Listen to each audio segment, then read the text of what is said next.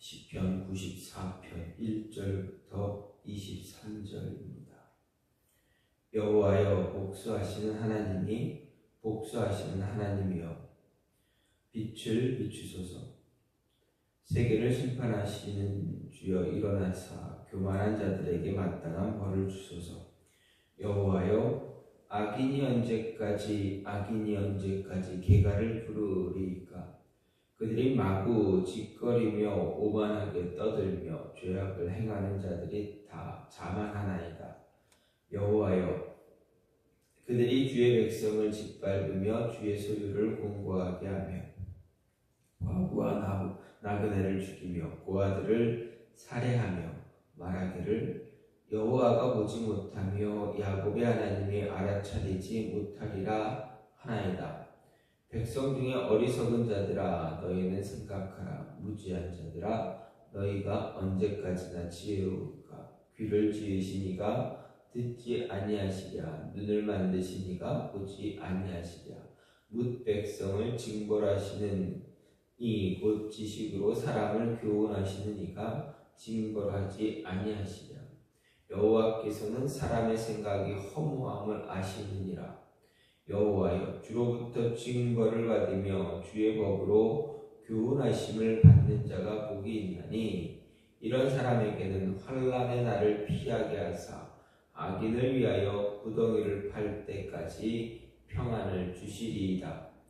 여호와께서는 자기 백성을 버리지 아니하시며 자기의 소유를 외면하지 아니하시리로다. 심판이 의로 돌아가리니 마음이 정직한 자가 다 따르리로다. 누가 나를 위하여 일어나서 행악하는 자들을 치며 누가 나를 위하여 일어나서 악행하는 자들을 칠까? 여호와께서 내게 도움이 되지 아니하셨다면 내 영혼이 벌써 침묵 속에 잠겼으리로다. 여호와여, 나의 발이 미끄러진다고 말할 때 주의 인자하심이 나를 붙드셨사오며 내 속에 근심이 많을 때 주의 위안이 내 영혼을 즐겁게 하시나이다. 율례를 방지하고 재난을 꾸미는 악한 재판장이 어찌 주와 어울리리이까? 그들이 모여 의인의 영혼을 치려하는 무지한 자를 정죄하여 피를 흘리려 하나. 여호와는 나의 요새이시오, 나의 하나님은 내가 피할 반석이시라.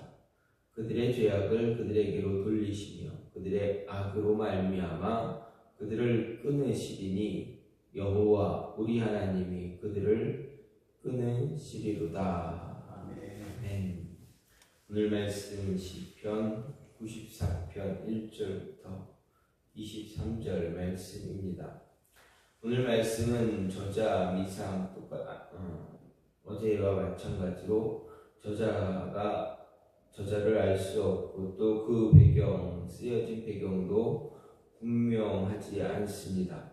다만 생각해 볼 때 하나님의 언약 백성인 이스라엘 공동체가 그들 내부에 존재하는 악인들의 압제와 강포로 인해서 붕괴의 위기에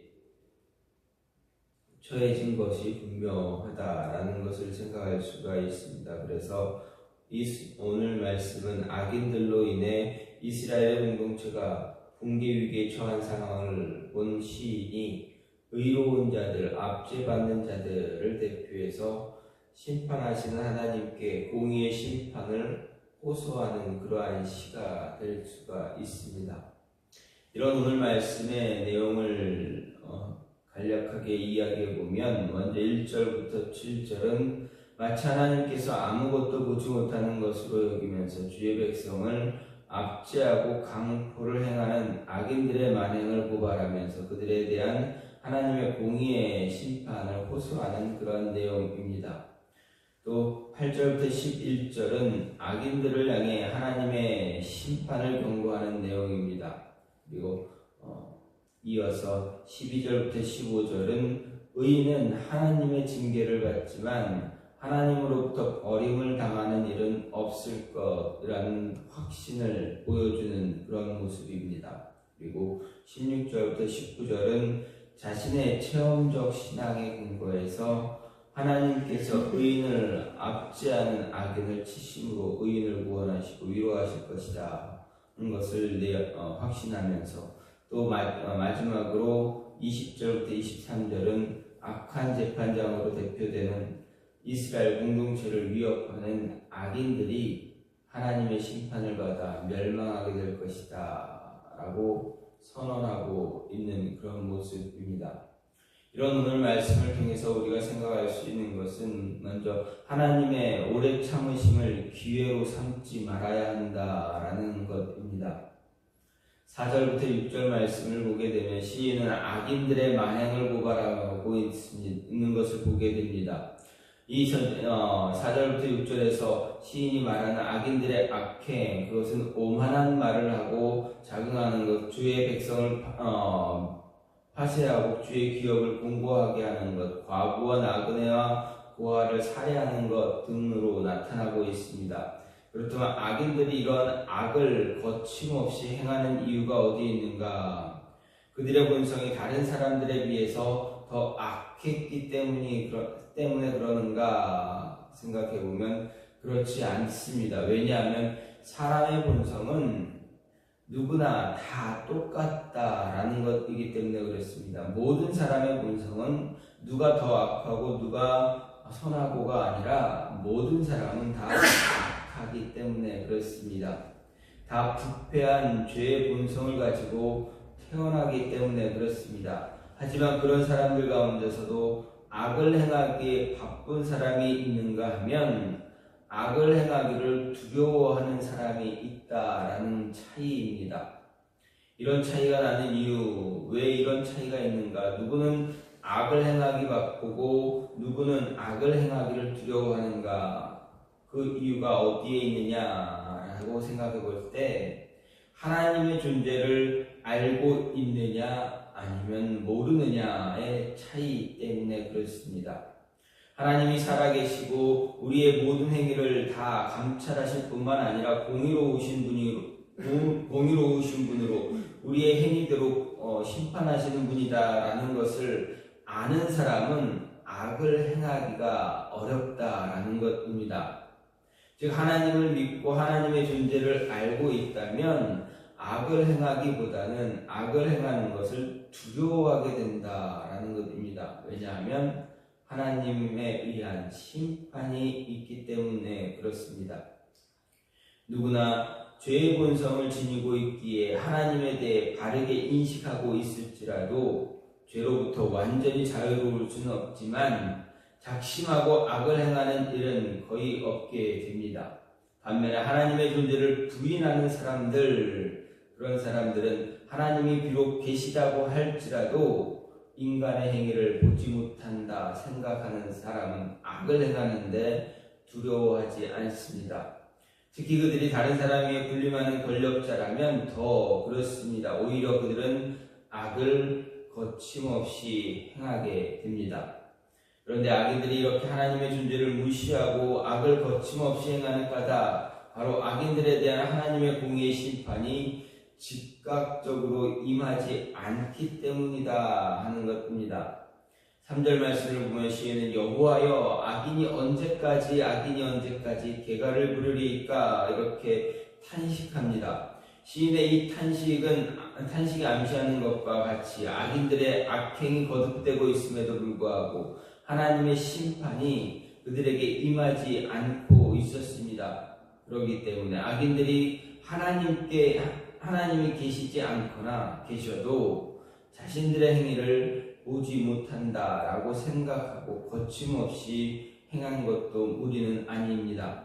하지만 악인들에게 즉각적인 그런 심판이 임하지 않는 그것은 하나님께서 존재하지 않기 때문이 아니라 그들의 행위를 보지 못하기 때문이 아니다라는 것입니다.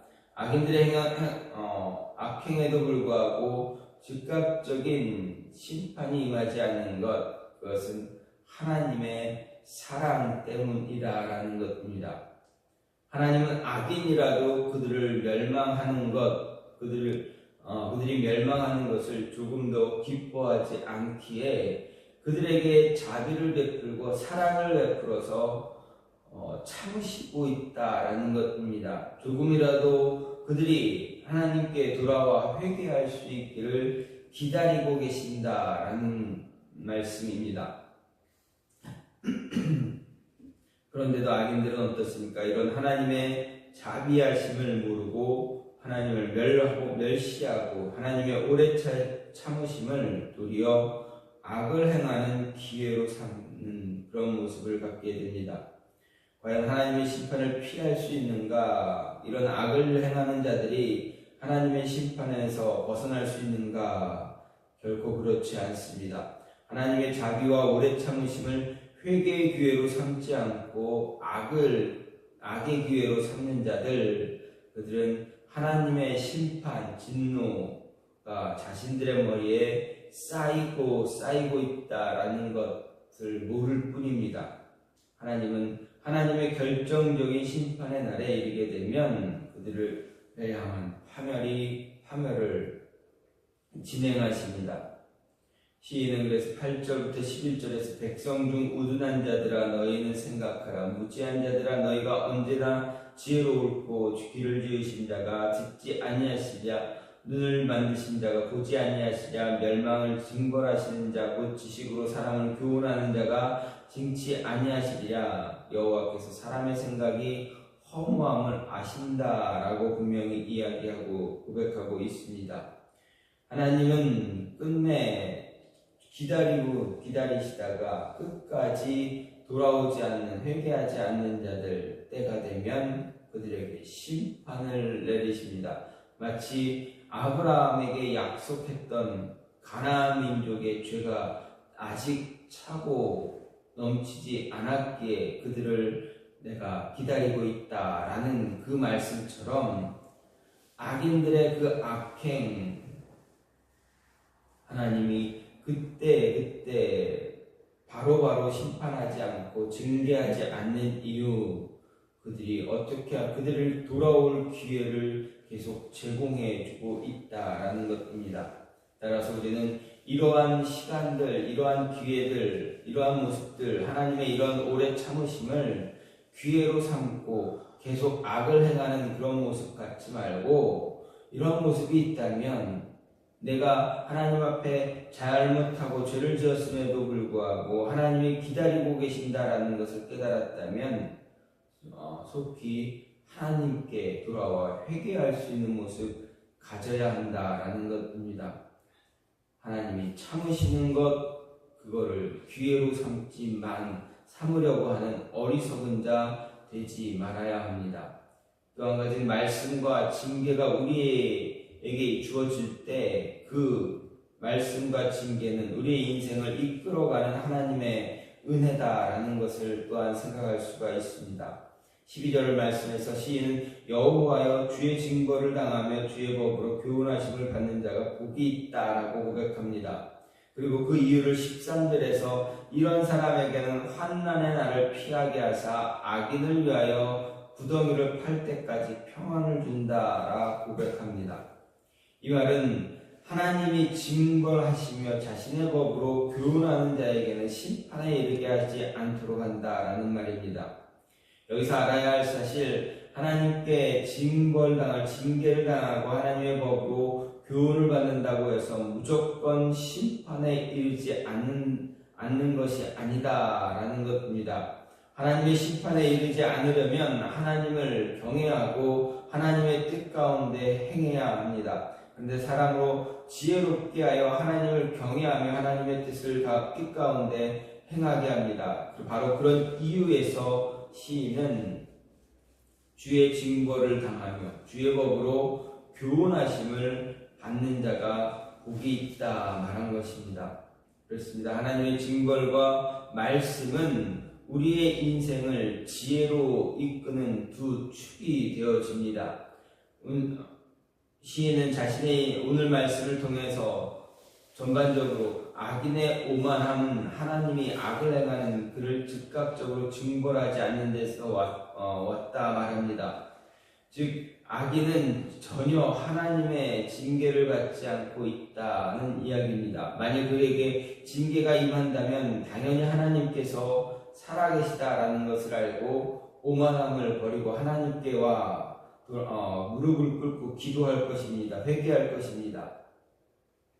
이 말씀은 다시 거꾸로 보게 되면 시인 자신이 현재 고난의 상황에 있는 것 자체가 결코 나쁜 것이 아니다라는 이야기입니다. 그가 이 일로 열심히 주께 기도하고 있는 모습이 이미 우리 그 사실을 반증하고 있듯이 우리에게 징계를 통해서 하나님은 우리로 하여금 하나님께 더 가까이 다가올 수 있게 하고 계시다라는 것입니다. 아무 이유 없이 고난을 주시는 그런 모습도 아니고 또 억지로 하나님을 찾아오게 하시는 분도 아니다라는 것입니다. 하나님이 궁극적으로 사람들에게 이끄는 방향은 말씀에 기초하고 있습니다. 그리고 그 수단 역시도 말씀입니다. 다시 말해서 말씀을 통해서 우리를 바른 길로 이끌기 원하신다라는 것입니다. 하지만 모든 사람들은 말로 해서 되지 않기에 세상에 말씀만으로 뉘우치고 돌아온 사람들도 있지만 그렇지 않은 경우가 많기에 하나님은 징계를 주신다라는 것입니다. 따라서 징계와 하나님 말씀은 우리의 인생을 이끌어 가시는 하나님의 은혜다라는 것 잊지 마시고 그 징계와 말씀이 우리 삶에 임하고 있다면 하나님께 더 큰 감사를 드림으로 인해서 더 하나님을 붙잡을 수 있는 그런 모습 가져야 한다라는 것입니다. 혹시라도 하나님께서 우리에게 매를 드시거나 징계를 주시는 것 같다라고 한다면 분명 이전부터 하나님은 말씀을 주셨을 것입니다. 그렇다면 어떤 말씀이 내게 임하고 있는가 집중하고 귀를 기울여서 말씀을 다시 한번 곱씹으면서 그 말씀이 의미하는 것이 무엇인가를 깨달아서 다가오는 징계를 벗어날 수 있는 그런 모습을 가지는 그런 지혜로운 자 되어져야 합니다. 잠언 기자는 훈계가 작심하면 지식의 말씀에 귀를 기울이라 이렇게 이야기했습니다. 그리고 아이를 훈계하지 아니치 말고 채찍으로 그를 때릴지라도 죽지 아니하리라. 그를 채찍으로 때리면 그 영혼을 음부에서 구원하리라 분명히 이야기했습니다. 그래서 말씀과 징계는 우리를 이끌어가는 하나님의 은혜의 방편임을 깨닫고 그 모습이 우리 삶에 늘 있음을 기억하고 말씀이 임할 때 우리는 그 말씀을 먼저 깨닫고 붙잡을 수 있는 모습 가져야 한다라는 것입니다. 분명 말씀을 놓치게 되면 징계가 임하겠지만 그 역시도 하나님의 은혜임을 잊지 말고 그 징계가 있을 때 다시 한번 하나님의 말씀이 어디에 있었는가, 분명 나에게 있었던 그 하나님의 말씀이 무엇이었는가 다시 돌아보면서 말씀에 귀를 기울일 수 있는 그런 지혜로운 자 될 수 있기를 간절히 소망합니다. 오늘 말씀 시인은 분명히 이야기합니다. 하나님께서 오래 참으시는 그 모습을 악용하는 그런 모습 갖지 않아야 한다 말씀하시고 고백하고 있고, 또한 하나님께서 징계와 말씀을 우리에게 주실 때 우리는 이 징계와 말씀이 하나님의 은혜임을 기억하고 그 은혜를 바라보면서 말씀을 붙잡고 살아갈 수 있는 그런 모습을 있어야 한다라고 우리에게 이야기하고 있습니다. 이 말씀대로 오늘 하루도 하나님의 말씀에 귀를 기울이면 오늘 하루 중에 계속 주어지는 그 말씀을 기억하고 묵상함으로 인해서 하나님의 은혜를 더 큰 은혜를 누릴 수 있는 그러한 지혜로운 자 되어지기를 간절히 소망합니다. 이 시간 같이 기도하기 원하는 것은 하나님 우리에게 지혜를 주시어서